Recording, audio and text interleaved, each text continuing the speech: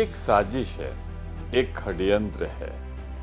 नाम तो लोकतंत्र का बाना पहने हैं, चोला ओढ़े हैं, कहते हैं कि लोकतंत्र है, पर जब तानाशाही आती है ना तो कुछ ऐसे आती है। पाबंदी बोलने पर, बोल दिया तो फिर वो बर्दाश्त के बाहर, अलोकतांत्रिक ढंग से सदन नहीं चलने देंगे। देखिए ना, कभी नहीं हुआ है। मैं तो राज्यसभा में हूँ, विधानसभा में 9 बार रहा, यहाँ 2 बार से हूँ।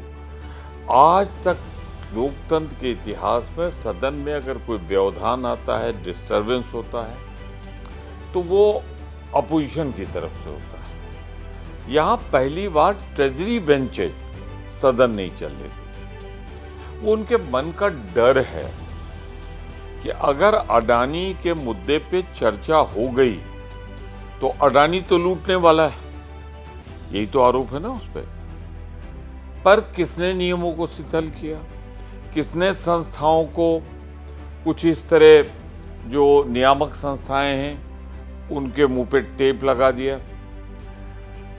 कौन ले गया श्रीलंका, वहां का चेयरमैन कहता है कि भाई मुझसे तो कहा गया अडानी को दे दो। ऑस्ट्रेलिया में स्टेट बैंक की चेयरपर्सन गई, वहां उन्होंने दिला दिया। अब फ्रांस की कहानी सबको मालूम है राफेल की, कि वहां के तत्कालीन प्रेसिडेंट ने कहा था कि मुझे तो सिर्फ एक प्लेयर दिया गया और कहा गया इन्हीं को दे दो।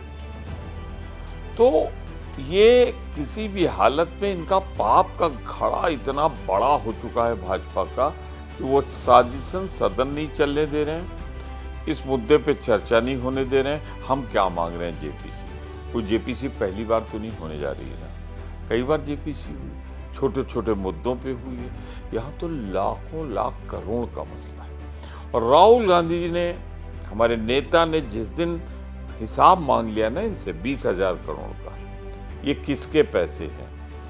तो अडानी इंफ्रास्ट्रक्चर में उसका तो नहीं, तो ये 20,000 करोड़ किसका है? तो शक की सुई वहीं जाती है जहां हम समझ रहे हैं, उस पर चर्चा नहीं होगी। हिंडनबर्ग की रिपोर्ट तो अपनी जगह है, उसने खुलासे किए हैं कुछ, लेकिन यहाँ तो सब खुल गया है, सब खुला हुआ है। एक आदमी जो 609 पोजीशन पे था, उसको भाजपा ने सीढ़ी नहीं चढ़ाई, लिफ्ट लगा के उठा के दूसरे नंबर तक पहुंचा दिया। कहानी पुरानी है। जब प्रधानमंत्री जी 2014 में निकले थे तो किसके हवाई जहाज पे निकले थे? इसी अडानी के ना। विदेशी दौरों पे कौन साथ जाता था उनके? यही अडानी ना। तो कुछ नहीं, मेरा तो एक फॉर्मूला है, लीगल पॉलिटिकल सब कुछ। अगर लूटने वाला अपराधी है तो फिर लुटवाने वाला भी अपराधी है। लोकतंत्र 4 पायों पे रुकता है। जो आप उसको कह लें कहीं से बुलाकर मिलाकर, वो है हमारी विधायिका, पार्लियामेंट, असेंबली। दूसरी कार्यपालिका। तो विधायिका में काम तो नहीं हो पा रहा ना, ट्रेजरी बेंचेस डिस्टर्ब कर रही है। कार्यपालिका, उसको टिमिट कर दिया गया है, उसको बिल्कुल वो उतना ही करेगी जो नियम के अनुसार हो ना हो, जितना सरकार चाहे, तो उसकी स्वतंत्र आवाज नहीं। फिर उसके बाद जुडिशरी, उसके बारे में सिर्फ मैं इतना कहना चाहूँगा कि सूरत का जो फैसला है ये बोलता है कि ये जजमेंट पूरी तरह दोष युक्त है, पूरी तरह खारिज करने योग्य है, फैक्ट्स गलत हैं। और ताजुब 1952 या मैं कह लूँ और पहले से 100 साल से ज़्यादा का इतिहास है, आज तक सेक्शन 500 में 2 साल की सज़ा किसी को नहीं दी गई।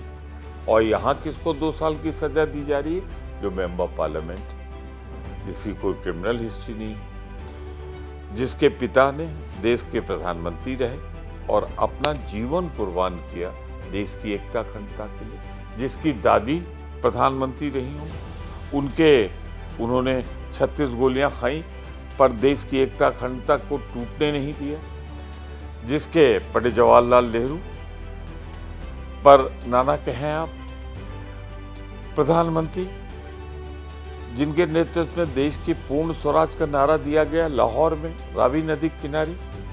तो ऐसे पारिवारिक पृष्ठभूमि के व्यक्ति को जो 100 साल में सजा ना दी गई हो वो सजा देना। देखिए दो चीजें, एक कन्विक्शन, मैं मानता हूं कन्विक्शन गलत, पहले तो कन्विक्शन होगा आईपीसी में 500 में, वही गलत।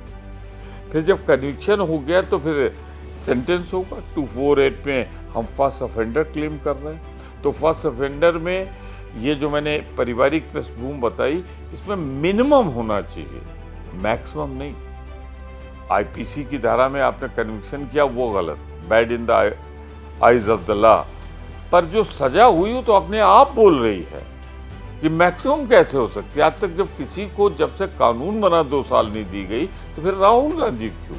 और फिर राहुल गांधी ने जो कहा है, क्या कहा है कि नीरव मोदी, ललित मोदी और नरेंद्र मोदी, ये सारे वो लोग हैं जो किसी न किसी, जो हुआ है, चाहे राफेल का मामला हो, चाहे भागा हो देश छोड़ के नीरव मोदी, चाहे हमारे ललित मोदी हो, तो ये सब तो अपराधी हैं, भगोड़े हैं। हमारे प्रधानमंत्री जी हैं, राफेल में सब कुछ साफ नहीं है। फिर ये बोला गया था 2019 में, कहाँ? कर्नाटक में, कोलार में सुनवाई कैसे हो रही प्रधानमंत्री जी के गृह प्रदेश सूरत में। तो सब मिला के फिशी है, सब गड़बड़ है। राहुल गांधी ने कभी ये नहीं कहा कि सारे मोदी चोर हैं, उन्होंने सिर्फ ये कहा कि हाँ, ये जो चोर हैं इनके नाम के आगे मोदी कैसे कॉमन है। इत्तेफाक नहीं है, ये तो हकीकत है, और इनमें से कोई बैकवर्ड नहीं है। प्रजातंत्र के लिए नुकसानदेह, देश के लिए नुकसानदेह, और मैं तो कहूँगा ये सबसे ज़्यादा नुकसान लोकतंत्र के लिए। एक स्वतंत्र आवाज़ थी, मजबूत आवाज़ थी, पढ़ लिख कर बोलने वाली आवाज़ थी, निर्भीक आवाज़ थी, उसको चुप कराकर इन्होंने संदेश दे दिया कि जो मेरे खिलाफ बोलेगा हम उसे, वाक्य स्वतंत्रता तो छोड़ दीजिए, फ्रीडम ऑफ एक्सप्रेशन तो छोड़ दीजिए, बोलेगा तो हम यहाँ निपटेंगे, सदन नहीं चलने देंगे, बाहर भी निपटेंगे और षड्यंत्र करके सजा भी दिलाएंगे। देखिए लोकतंत्र लाया कौन? देश की आज़ादी कैसे आई? कांग्रेस के नेतृत्व। फिर लोकतंत्र जब स्थापित हुआ तो पूर्ण क्या, लगभग 3/4 बहुमत ज़्यादा कौन था? कांग्रेस। तो लोकतंत्र अगर हम लाए हैं, देश की आज़ाद हमने कराया, हमारी पार्टी ने कराया, तो हम लोकतंत्र जब खतरे में पड़ेगा, तानाशाही आएगी, तो हम तो अंतिम क्षण तक लड़ेंगे, पूरी ताकत से लड़ेंगे, लोकतांत्रिक ढंग से लड़ेंगे, और अपनी आवाज़ तब तक उठाते रहेंगे जब तक लोकतंत्र को ख़त्म करने वालों को हम सत्ता से नहीं हटा लेंगे। और लोकतंत्र में जो कमजोरियां आई हैं उसको मजबूत करके हम फिर देश में संपूर्ण लोकतंत्र की बहाली नहीं कर लेंगे।